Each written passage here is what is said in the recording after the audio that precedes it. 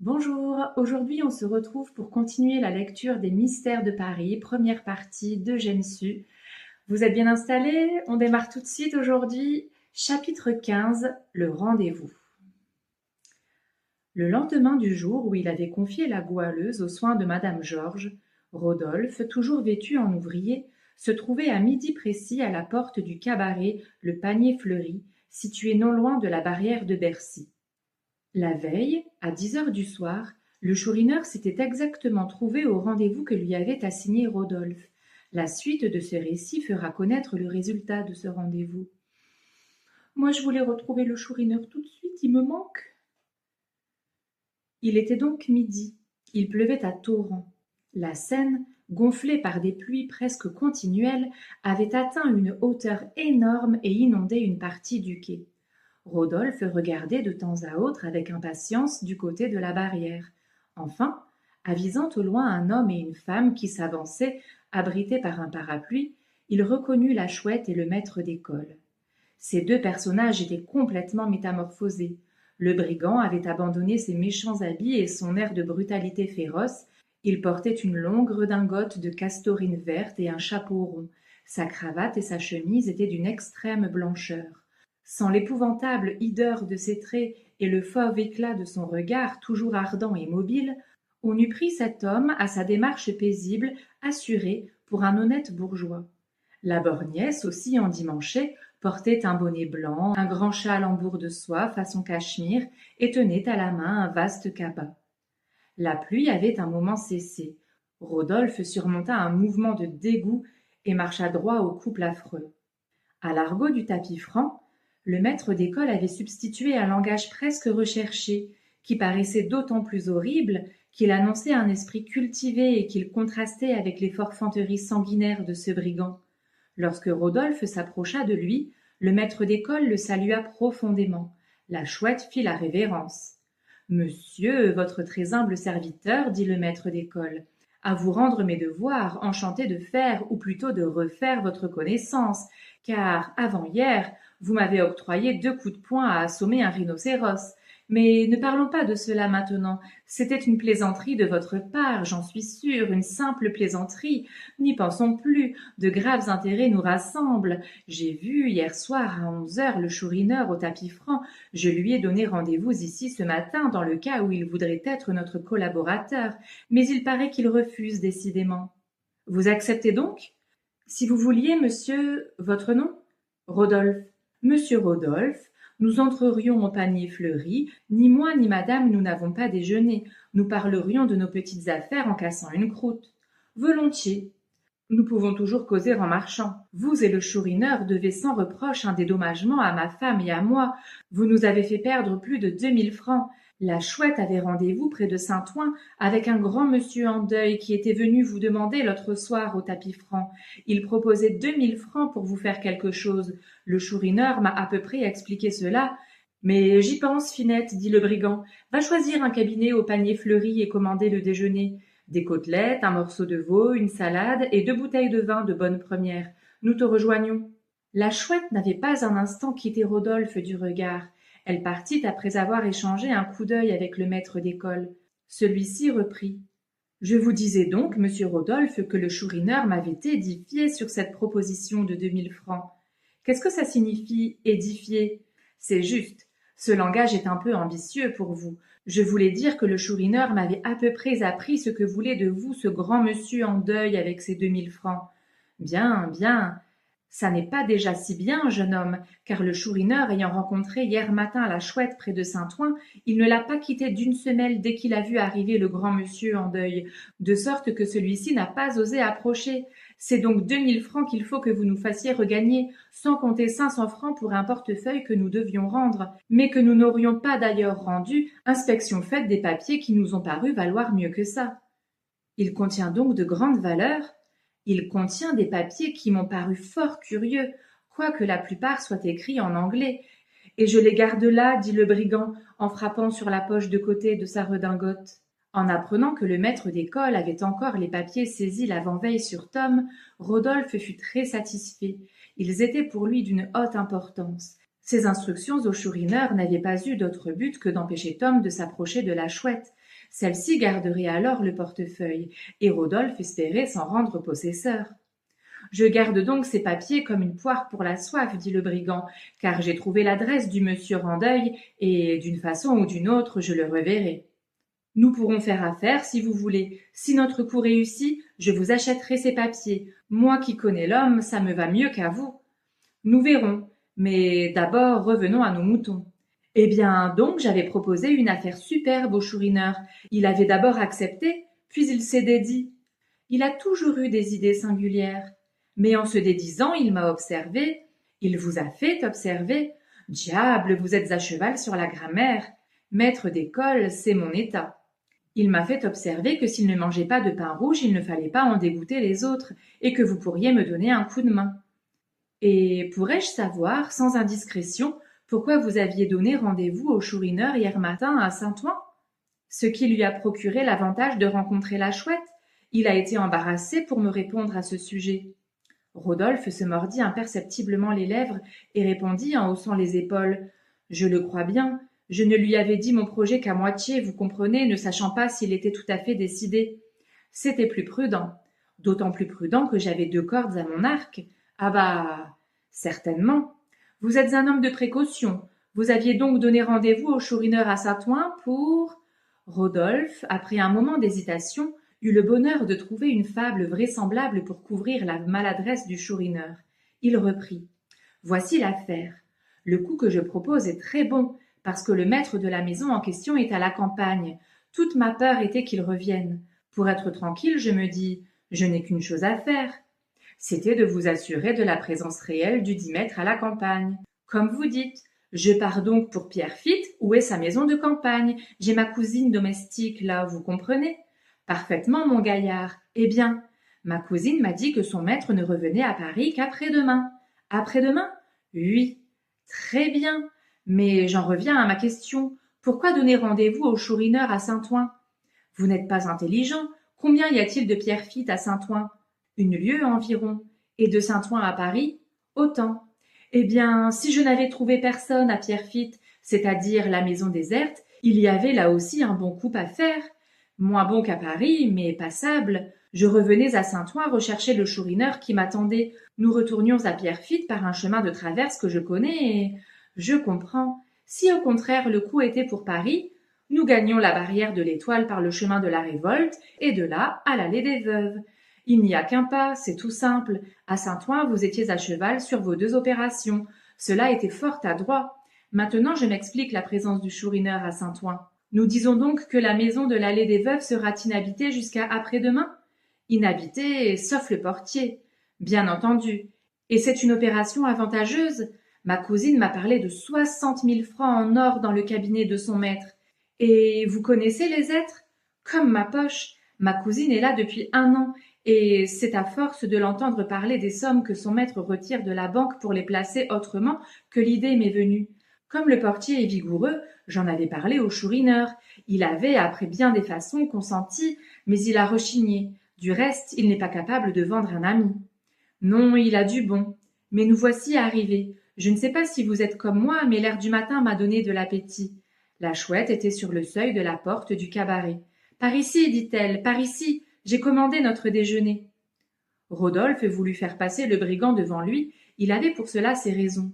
Mais le maître d'école mit tant d'instance à se défendre de cette politesse que Rodolphe passa d'abord. Avant de se mettre à table, le maître d'école frappa légèrement sur l'une et l'autre des cloisons, afin de s'assurer de leur épaisseur et de leur sonorité. Nous n'aurons pas besoin de parler trop bas, dit-il. La cloison n'est pas mince. On nous servira tout d'un coup et nous ne serons pas dérangés dans notre conversation. Une servante de cabaret apporta le déjeuner.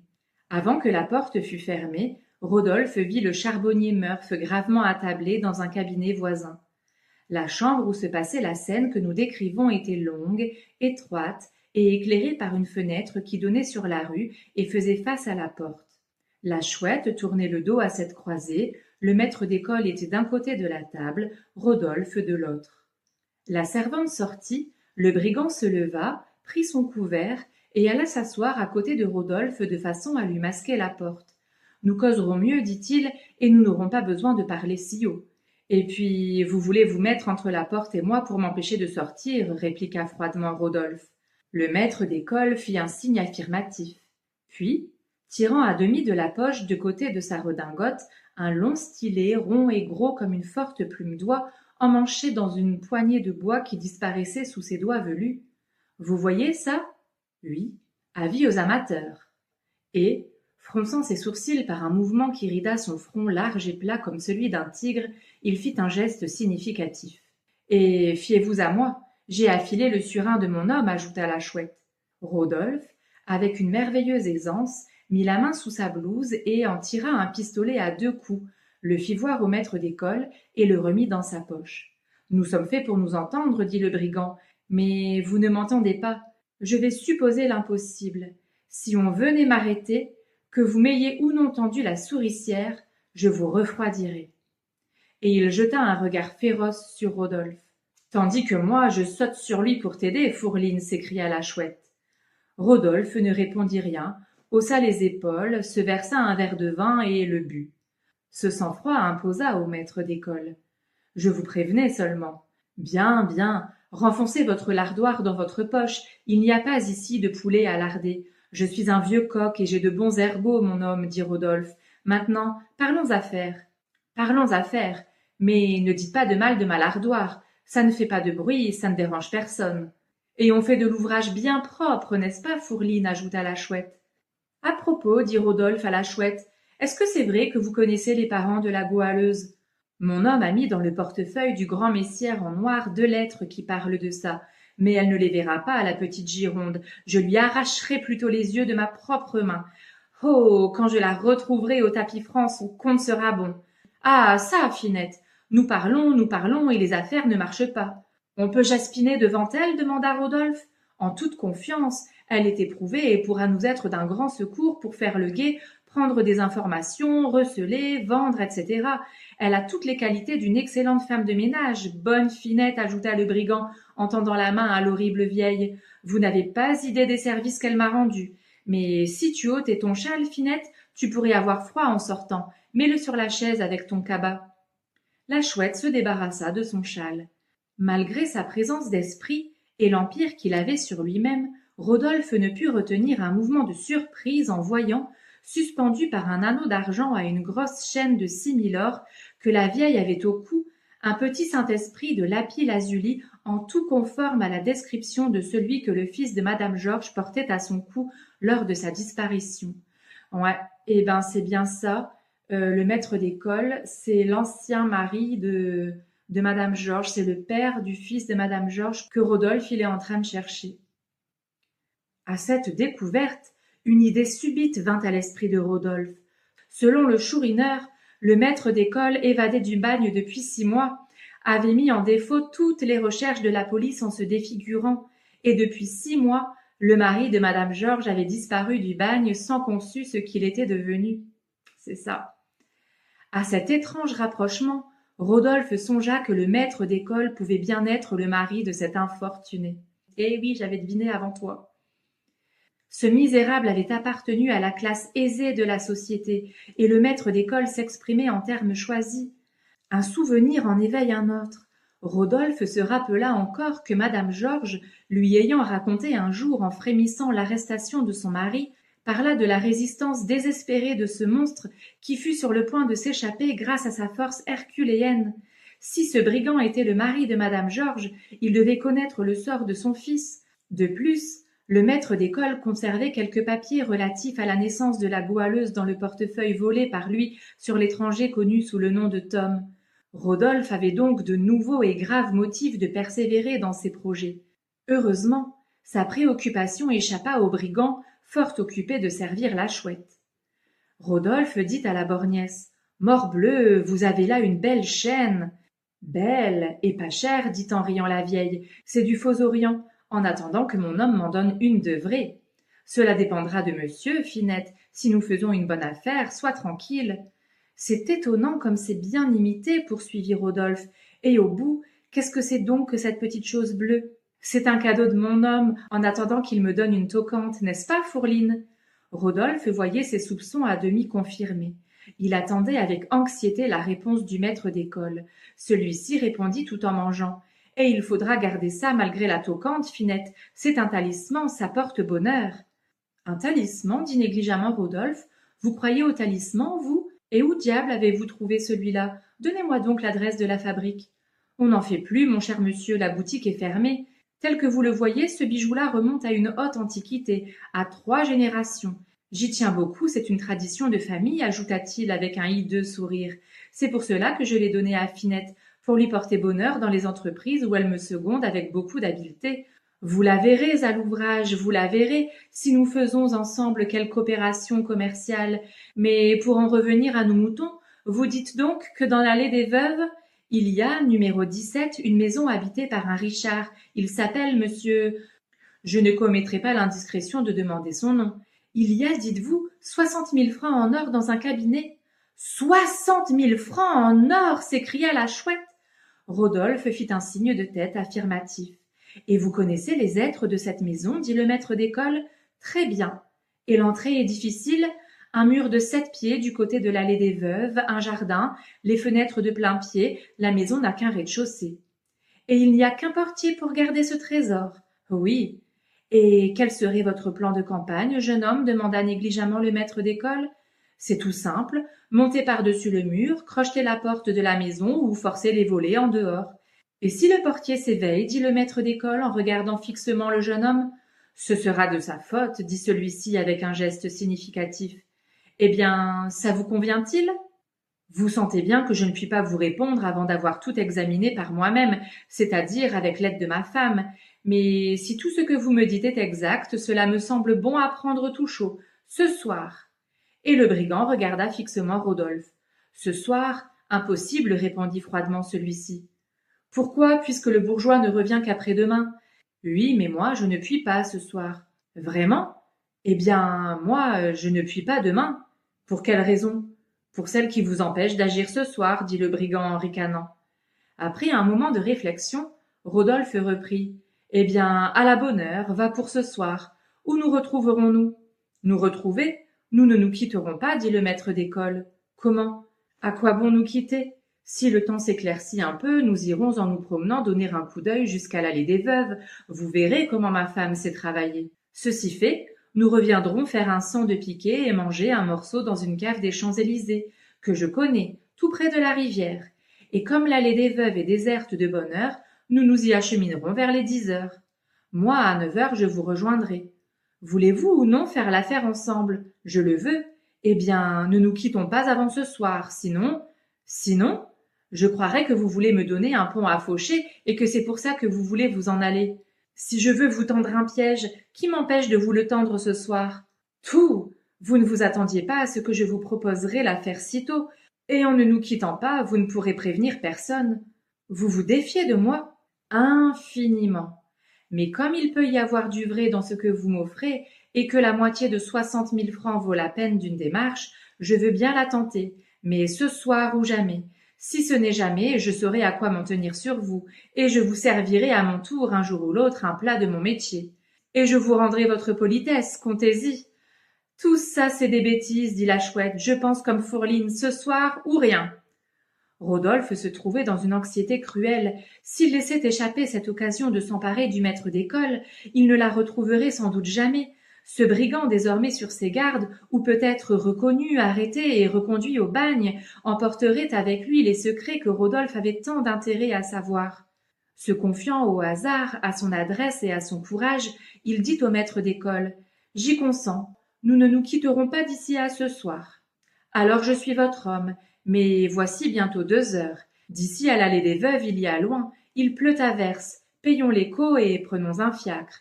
Si nous prenons un fiacre, je pourrai bien auparavant fumer un cigare. Sans doute, dit le maître d'école, Finette ne craint pas l'odeur du tabac. Eh bien, je vais aller chercher des cigares, dit Rodolphe en se levant. Ne vous donnez donc pas cette peine, dit le maître d'école en l'arrêtant. Finette ira. Rodolphe se rassit. Le maître d'école avait pénétré son dessein. La chouette sortit. Quelle bonne ménagère j'ai là, hein, dit le scélérat, et si complaisante, elle se jetterait dans le feu pour moi. À propos de feu, il ne fait mordieu pas chaud ici, dit Rodolphe en cachant ses 2 mains sous sa blouse.